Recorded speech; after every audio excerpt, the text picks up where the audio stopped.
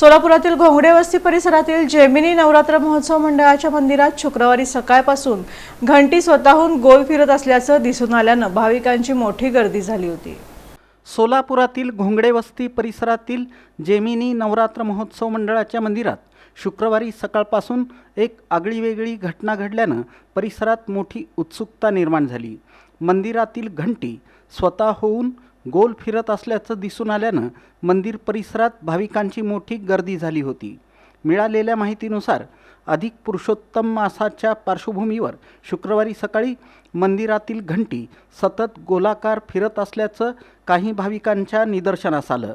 ही बाब परिसरात वाऱ्यासारखी पसरल्यानंतर मंदिरात दर्शनासाठी आणि घटना पाहण्यासाठी नागरिकांची गर्दी वाढली। घटनेची माहिती मिळताच मंदिराचे मुख्य पुजारी मंदिरात दाखल झाले।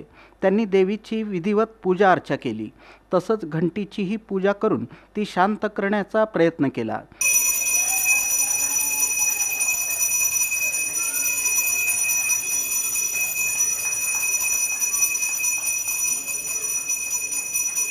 या संदर्भात पुजाऱ्यांशी संवाद साधण्याचा प्रयत्न करण्यात आला असता त्यांनी कॅमेऱ्यासमोर बोलण्यास नम्र नकार दिला। मात्र अनौपचारिक चर्चेत त्यांनी सांगितलं की अशा प्रकारची घटना वर्षातून साधारणपणे 2 वेळा घडते, एकदा महाशिवरात्रीच्या काळात आणि दुसऱ्यांदा वर्षातील कोणत्याही कालावधीत हा प्रकार पाहायला मिळतो। पुजाऱ्यांच्या मते ही घटना कोणत्याही भीतीचं कारण नसून काही शुभ संकेत असू शकतात।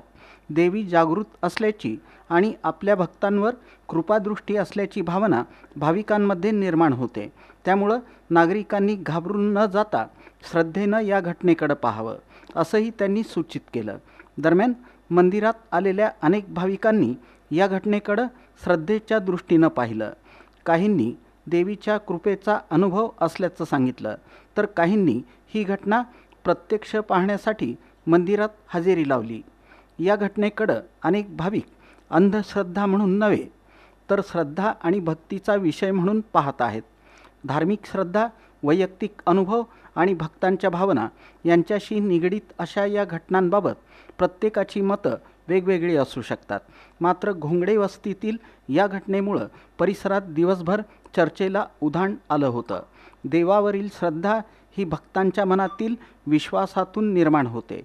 या घटनेकडे भीती अथवा अफवा पसरवण्याऐवजी श्रद्धा, संयम आणि सकारात्मकतेनं पाहण्याची गरज आहे, अशी भावना अनेक भाविकांनी व्यक्त केली।